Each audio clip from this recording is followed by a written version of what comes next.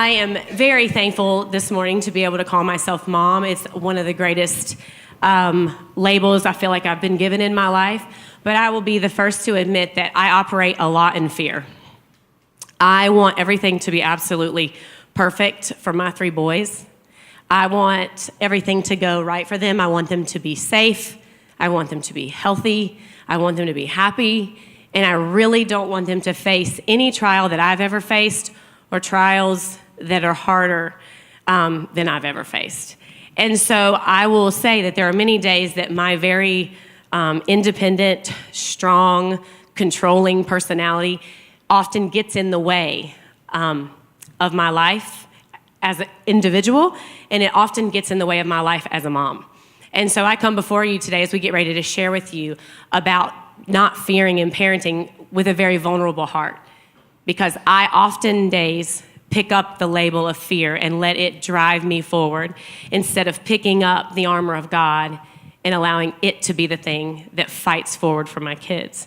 So today we hope that you are challenged to walk closer with God as you seek to parent your children and in any other relationship that you have. So as we get to the end today, we hope that you will be challenged and have an answer to the question of, are we looking to raise our kids in the faith of Jesus or with the faith of Jesus? Because what I feel and know to be so true is that no matter what comes their way, no matter what they face, I want them to ultimately stand with the power and the armor of God and to trust that He is with them and that He will fight for them, and ultimately that they will make their choices out of zero fear, but in total faith that Christ has them.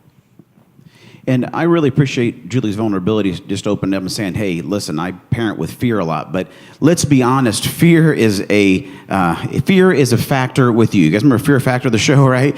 It is first, right? If we had any question of that, all we have to do is all we had to do this week is maybe be on Facebook for, 6 seconds and realize that as a nation, we're freaked out, all right?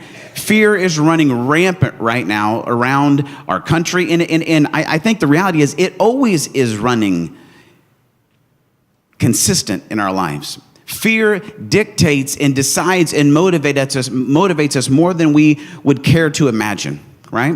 And so this morning, as we look into how it hits the context of parenting, it would be good if there were like some promises from God somewhere in the Bible that had to do with fear, right? That we could hold on to. And the cool part is there are a ton of promises from God about fear, because God knows, right, that one of the devil's greatest tools he uses against us is fear. Almost every single time we see some kind of divine interaction with human beings, the first thing that is said to human beings is, don't be afraid, fear not, be strong and courageous. He's dealing with our issues with fear. So here's a great promise from God from Hebrews 13 about fear. For God has said, I will never fail you, I will never abandon you, so we can say with confidence, the Lord is my helper, so I will have no fear. What can mere people do to me? Great promise, isn't it? Right? But here's the thing with promises. The context of a promise makes that promise either really great or not that great. If God was giving this promise to us in the context of like sitting on a couch watching movies, okay, wouldn't be that great of a promise. Like, hey, just so you guys know, I am with you and I'll never fail you on your way from the couch to get some more chips and to come back with some, you know what I mean? Like, that's a good promise, and I want God to be with me when I'm getting chips. I like chips as much as the next guy, right? But the cool thing about this promise is actually from Deuteronomy 31. It's given in Deuteronomy 31 when the Israelites are just about to move and to take possession of the promised land. And the crazy thing about the promised land is it wasn't empty. It wasn't unoccupied. It was full of a bunch of enemies of God. And what God was saying is, hey, listen, here's the deal. I want you to go into the promised land, this land that I have for you. But here's the deal. You're going to fight battles, and some of y'all are going to die, and it's going to be tough. And those are real swords and real arrows, and it's real. And you're going to fight for your life. But I want you to know this. As you're fighting for your life against the enemies of God, I will be there, and I won't abandon you, and I will go out ahead of you, and I will never fail you. So go into the most dangerous experience of your life, but be strong and courageous, because guess what? I'm with you. And you say, Darren, that's good, but I hope we don't have to start taking up swords and like going to battle for the Lord, right? How does that have to do with my parenting, right? That he sent them into battle. Well, I don't think we have to live very long to realize that every single day we are in a battle for the souls and the minds and the hearts of our children and our families. Right? This context was given to Moses. He said to the people of the Lord, right? He says, the Lord will destroy the nations living in the land, just as he destroyed Sihon and Og, the kings of the Amorites. And he says this, do not be afraid. Be strong and courageous. Do not panic before them, for the Lord your God will personally go ahead of you. He will neither fail you nor abandon you. Why does God bring up Sihon and Og? Okay, kind of weird. Was he just trying to figure out, maybe that's Sihon and Og, do something like that? God was bringing that up as he was sending them into the promised land, because prior to this moment, they had a time where they had to battle Sihon and Og, the kings of the Amorites. And here's the story. Here's what happens. We pick it up in Numbers, and it goes like this. They're about to go into battle against Sihon and Og. This is why God's reminding them of this situation as he's telling them to be strong and courageous. Because they were about to go into battle against these guys, and this is what happened. It says, the Israel sent emissaries to Sihon, king of the Amorites, and said, let us cross your land. We won't trespass into your fields. We won't even drink your water in your village, in your vineyards, right? We'll keep to the main road, the king's road, until we're through your land. So here's the context. God says, here's the deal. I want you to go in, and it gets a little aggressive, but I want you to kill all these people, and you're going to take possession of that land because I give it to you, so go. And on the precipice of moving out into battle, the Israelites get scared. And in fear, they're like, hey, could we maybe talk about a peace treaty, right? Like, listen to what they're saying here. Like, the Lord our God is going to be with us. We're going to clear out this land. Or if we could just walk through in like the center of the road, right? Like, we won't even eat your food. We won't drink your water or your wine, anything. In fact, you know what? This isn't even a road. It's your king's road. It's the king's road, right? Like, they're buttering them up. It's your king's road. It's your water. Just listen, if you look that way and we look this way, we'll just cruise right past here. No one needs to get any heads cut off or swords. Why would we deal with that? Let's have peace. Peace, peace, peace, right? The reality about you and me and the way that we parent and the way that we live, at least for me, you know what I feel like I'm doing a lot of times? Is I'm going, hey, devil, about you saying, I know the Bible says that you're here to steal and kill and destroy my family, and you're the father of lies, and so you're constantly trying to deceive us so that we mess up our kids and our whole life, and you're really against us. If we could just have a peace treaty, that would be cool. I know that God has said we have the victory, and he said all these promises, but why mess with that? How about this? I'll just stay kind of on the straight and narrow, keep things nice and cool. You know what? If you want this to be your road, it can be your road, devil. I'll just kind of just be here, and I'll just try to keep the rules. Right? I'll just stay on the straight and narrow rule thing, and I'll do that, and I'll teach my kids. Well, my kids will be good. We'll be nice people. We'll go to Christian church, and we'll listen to Christian music, and we'll do Christian stuff, and try to be safe. And if you just don't screw us up, peace, devil. Right? You ever been there emotionally? Like, if I shelter my kids well enough, maybe the devil won't know they exist. Here's the terrifyingly wonderful news this morning. The devil has no interest in a peace treaty with your family. It doesn't matter how on the narrow road and he's not interested in peace for your family. He's interested in destruction and division. Here's the good news. He is actually defeated. And everything that we have that God has called us to is ours. We just have to step out in courage and say, the Lord has gone out ahead of me, and I will not fear, devil, because I know who is with me, and I know who you are. You see, the kingdom of God is forcefully advancing, and forceful men and women take hold of it. It says that in the book of Matthew. And here's the deal. For something to be forcefully advancing, is it offensive or is it defensive? It's offensive. I think some of us in our parenting, and this is going to be tough for us to kind of get our mind around. I think some of us in our parenting are just hoping the devil will not mess with us if we can just shelter our kids enough and stay on the straight and narrow. And I think what we might need to do as a family is go pick a fight with evil.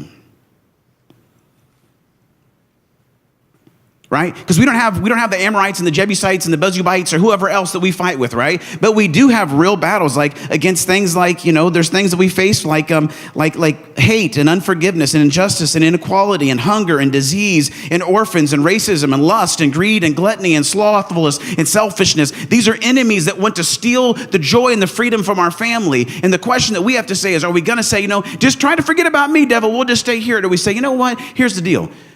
I'm learning that courage and strength is not the absence of fear and challenge, but courage and strength are actually the presence of confidence and faith in a God has promised to never leave you or forsake you and will actually be ahead of you in the battle.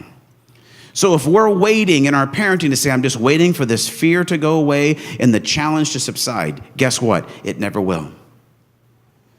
But you have a God who will never leave you and never forsake you. And he says this, listen, take strength and confidence in me, and let's go move the kingdom of God forward.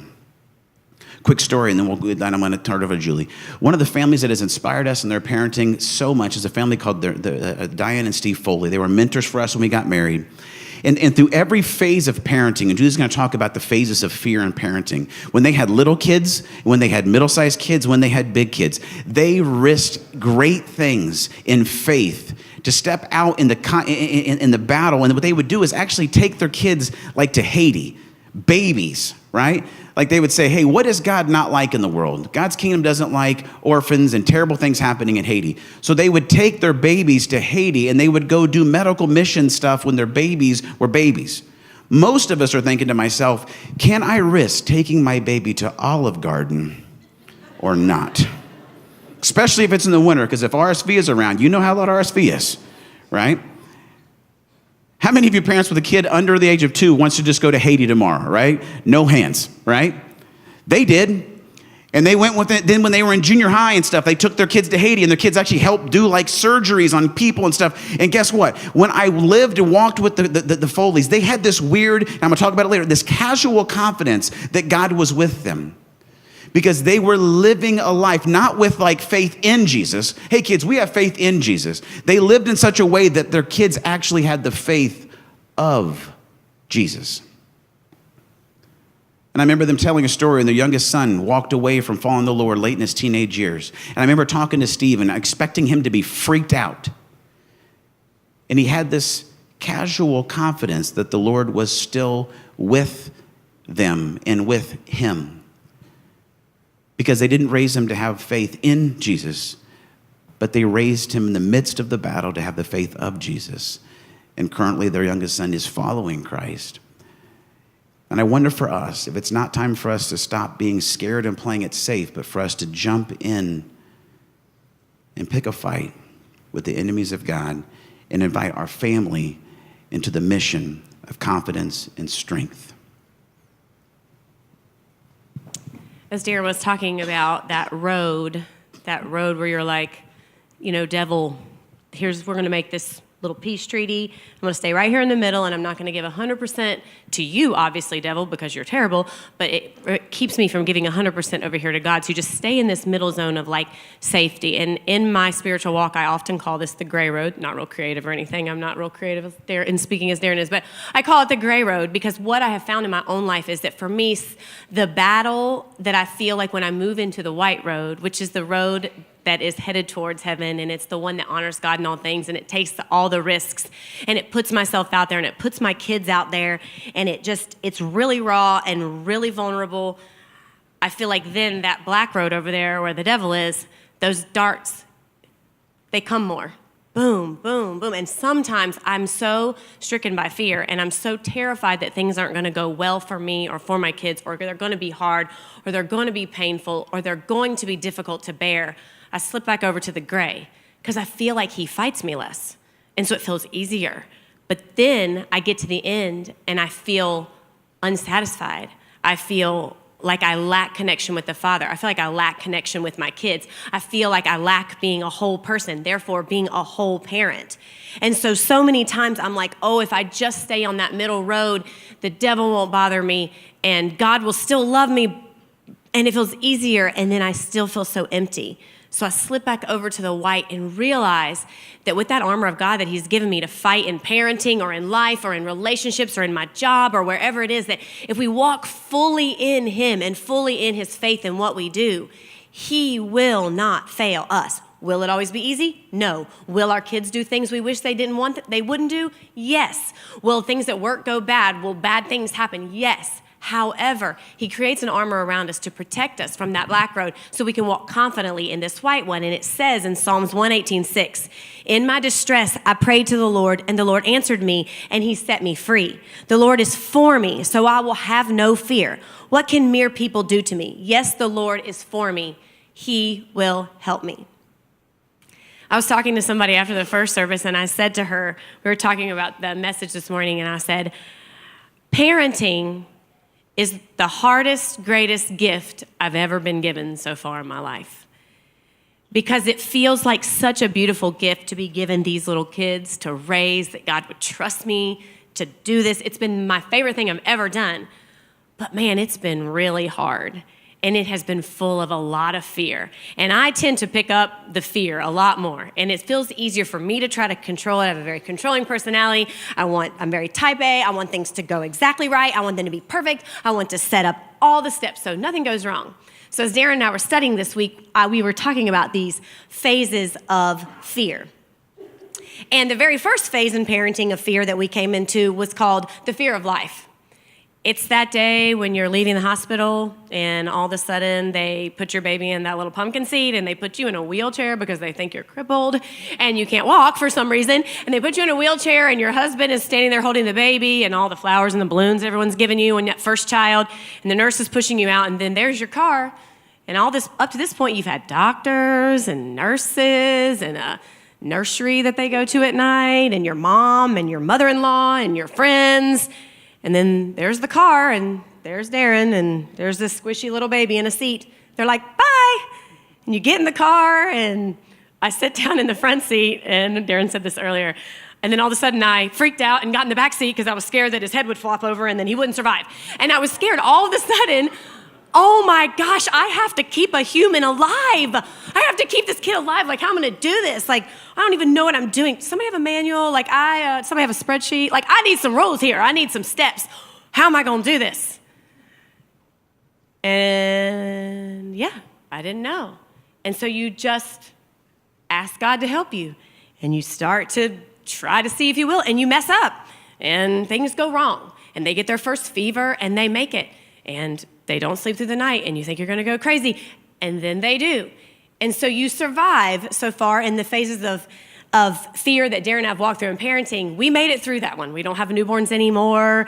No major tragedies happened when they were really tiny like that, and we did it. We sort of figured it out, and along the way, God helped us. And I started to see this love in a different way than I knew love, the way God loved me, and I could love this child.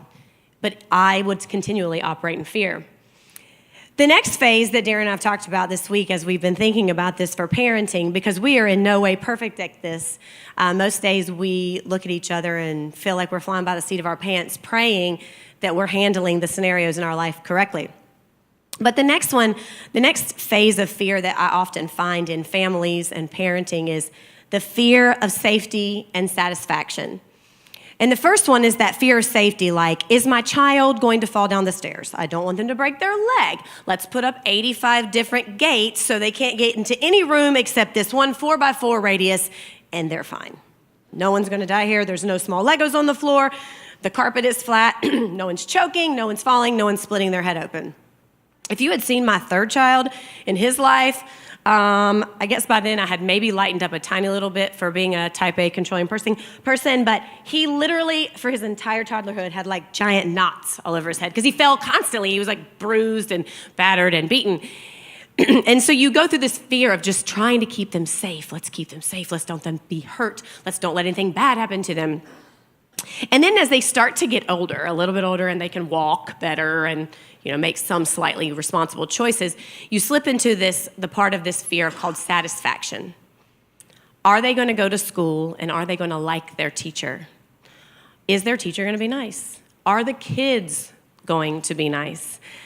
Knox, our youngest, went off to kindergarten. He was the last one that goes to full-day school. And by that point, I was used to it. Everybody's gone to school. We've kind of gone through things. And he came home probably the second week of school. And if you've ever seen our children, they have hair a lot like their dads. And it's not the typical elementary school hairstyle with their mohawk appropriately fixed every day.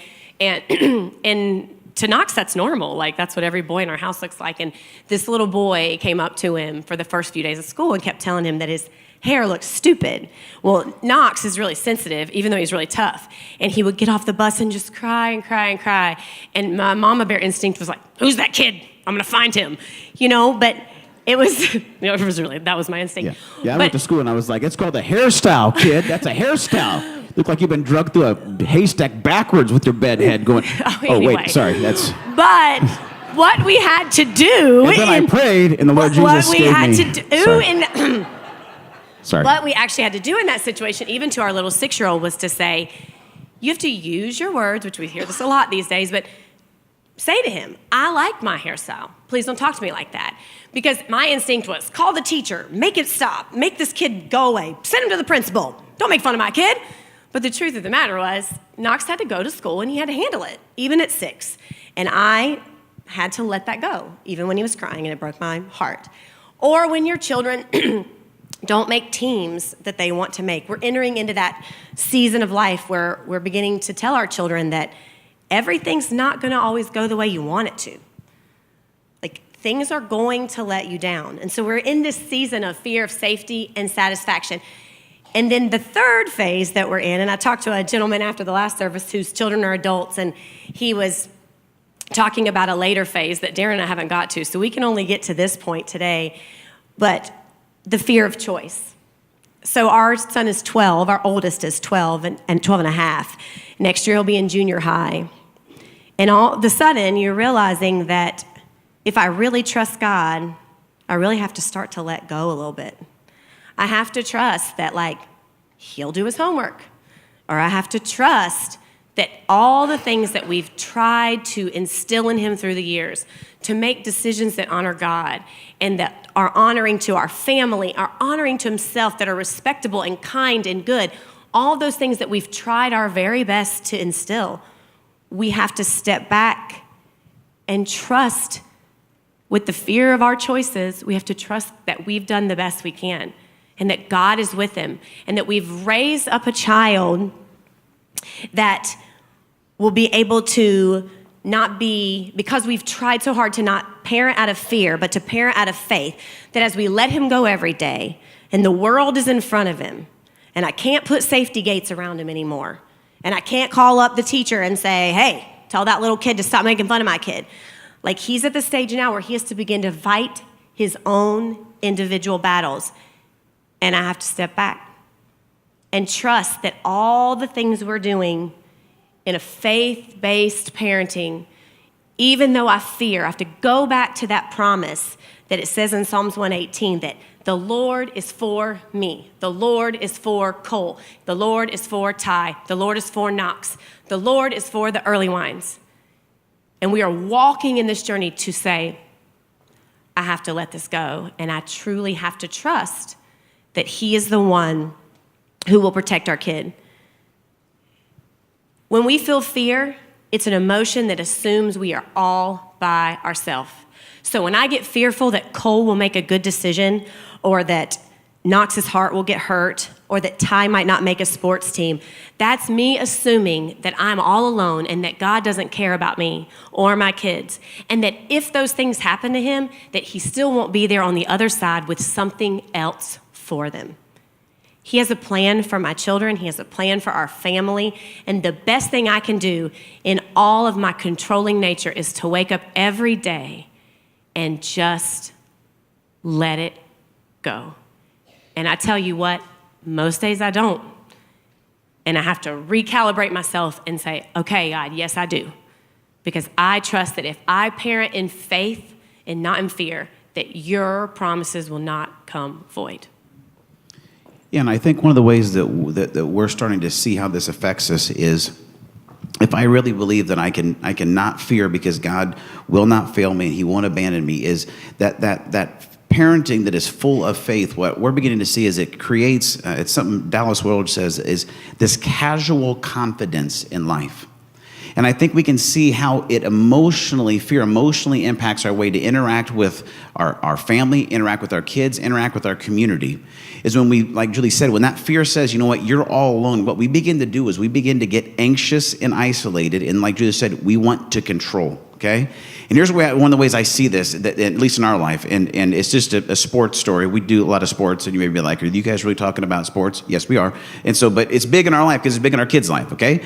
And here's the deal, is I see this because I coach sports, and I'm part of like travel sports tryouts, and it's, everybody wants your kid to do good, right? We want them to do well and make the team and whatever. And I've noticed a difference is that here's what like that looks like with like fearful parenting, and here's what it looks like with like full of faith parenting. Is the fear says, I want my kid to make the team, right? Because you don't want them to be disappointed, and you want them to do good, and you want them to be involved in school sports, and all these different things you want, right? And then you start getting scared, like, what if they don't make the team? Then they're not going to like people, and they're not going to like themselves, and they're going to do drugs, and it's go crazy, yeah! You know what I mean? And you get all freaked out. And so I've noticed that there's some parents that come in and that fear gets them all freaked out when they come to like a tryout, right? They're that parent that's like looking through the chain link fence, like their mouth is foaming, and they're like, catch the ground ball! You know what I mean? They're freaking out, and the kid's like crying because he's freaked out. And it's just weird. There's no casual confidence. There's just a freak out moment. And then you get emails from these moms. They're like, it's terrible. Like, you're like, are you a human being? Because you're typing this and I'm reading this. You know this, right? Like, I'm your neighbor, the volunteer coach, and I'm like, people are crazy, right? And where does the crazy come from? It comes from fear. And here's a little tip. If your kids are playing sports and those sports involve other dads or moms drafting your kid to be on a team, like a rec team or something, I want you to know, if you're a crazy parent, we won't draft your kid, right? I'm just gonna let you know, okay? There's conversations in the draft room where it's like, John Doe here has an awesome 40 time. And then somebody's like, don't draft him, mom's crazy. I'm just letting you know, all right? Real talk this morning, okay? Don't be a crazy mom because your kid won't get drafted, all right? It's a bonus. That's in Habakkuk 26, verse 2. Anyway, or next, moving on, there is an opportunity, and what I see is if we can be parents who are full of faith, who you come into a situation with traveling or with trying out for a sport, and you say, I'd like my kid to make the team. But you say things like this to your kid, hey, you know what? We're going to do our best with the abilities that God's given us, and we're going to leave the rest to God. And we're going to trust him. If this is something that you do, it's something you do. If it's something you don't, you don't. And if our kid doesn't make the team and they lose, you know what? It's an amazing opportunity for us to talk to our kids about failure and disappointment. Because you know what's pretty consistent in life? Failure and disappointment. Or we can come in and manipulate the system somehow and take our kid off that team and put them on that team and do this. This is just so we can prove to our kids that mommy and daddy will fix all your problems and don't have trust in God, have trust in us. And guess what? They get to be 18 and we're not there to fix all their problems anymore, and they lose their mind because we've never taught them to steward freedom and deal with faith. See, fear, it breaks down into the simple things like sports, but it's also the grandiose things of how we love and how we trust and how we live.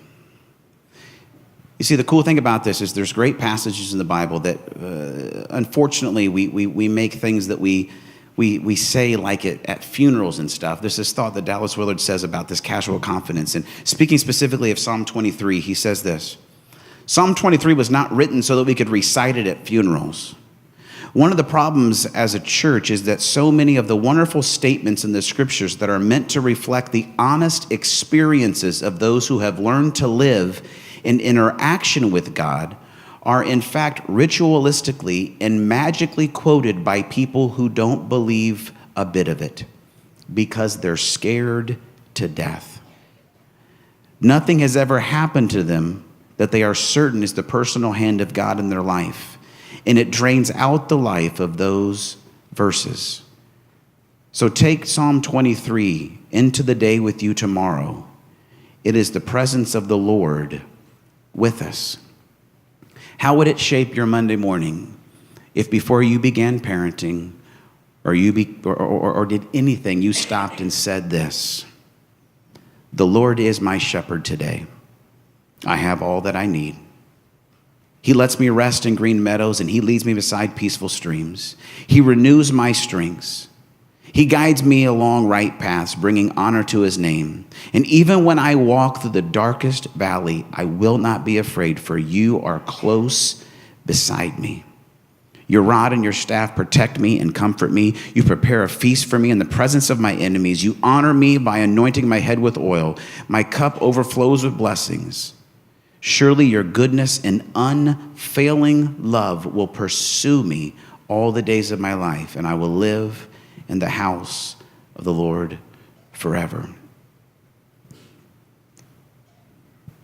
I think as we begin to allow those promises to be true and real and applied to our actual life, we will begin to live and to love and to parent with a casual confidence that says, listen, we don't just live with a faith in Jesus, but we actually live with the faith of Jesus, that he's with us, that he's for us, that he won't fail us, and he won't abandon us. Some of the little things that Darren and I do, that if we had to come up with some things that we find as successes, and trust us, we have plenty of things that were unsuccessful in our parenting. We've had made plenty of mistakes along the way, and we have done plenty of things that were not acted out in faith-based parenting. But some of the things that we do, and one of the questions you want to ask yourself as a parent, or in a lot of our relationships that we have, is, what are we doing daily to foster and develop a deep relationship with our children? We heard years ago from a really good pastor friend of ours when Darren and I were first starting out in ministry. They were the children's pastor, and he said a lot of times what happens is a child gets to the age 6, and they're safe, and they're alive, and they can get their own snacks, they can go to the bathroom by themselves, they can get their own backpacks, they can dress themselves, bathe themselves. They are very, very, very independent. And you've been under this well of responsibility for so long that a lot of times parents go into autopilot. They're like, oh, we're here. He can do things. She can do things. And you go into an autopilot and you stop fostering these relationships because they seem okay. And then they grow up to be teenagers and you want to kind of get them back. And you've not been there so long that you missed this 16 to 13 and 14 years of building a relationship, a friendship, a camaraderie with your child that then is absent. So one of the things Darren and I try to do is we try to be very relational with Colty and Knox. It's different for all three of them still because they're in different phases. I find that talking with my kids in the car is a really great one. For boys don't like to look you so much in the face when they talk about big subjects. I'm learning, so if we're in the car, in the van, it's a great time for me to be looking forward and them to be looking forward, them not to look at me, but I find out a lot of things from them. That's really, really worked for us. And another thing that I am finding is the more vulnerable I am with them about my failures, the more vulnerable they are with me about their fears. So I have made plenty of mistakes in my life. And there have been many of things when I was a teenager that I look back on and think, oh my gosh, I don't want my kids to know that. But oh my goodness, I need my kids to know that, because the raw, authentic failures of their parents make us a vessel of trust. So a few weeks ago, Cole and I were in the car. He's at the age where I can start telling him stories, and I had to tell him the story of a pretty big failure in my life. And it was so appropriate. It was in the van. We weren't looking at each other, but it spurred a sense of trust. And he was like, did you ever do that again after you did that? And I was like, a couple of times, and we just started into this conversation, and he could see that I'm a real person. I'm not perfect, make plenty of mistakes. And the other thing that we really try to do is we try to tell them we're sorry when we mess up. So often as parents, we think we're right because we're mom and dad and they're the child. But there are days when I freak out and I lose my ever-living mind and I act like a complete crazy person. And then I stop and I have to say, I'm really sorry. I shouldn't treat any person like that. And I definitely shouldn't treat my children. So conversations, authentic relationships, vulnerability, and being willing to say you're sorry have been some of the greatest successes that we have seen. Let's pray. Jesus, we love you, and we thank you that you've given us the gift of life today, the gift of worship, the gift of freedom to be here today and gather in your name. We love you. We thank you for all that you've given us, for the relationships in our life, and we thank you for our children. For those of us here today that are parents, give us the courage to form faith-based parenting every single day, completely submitted and relying on you. We love you, God. We thank you that you love us. Amen.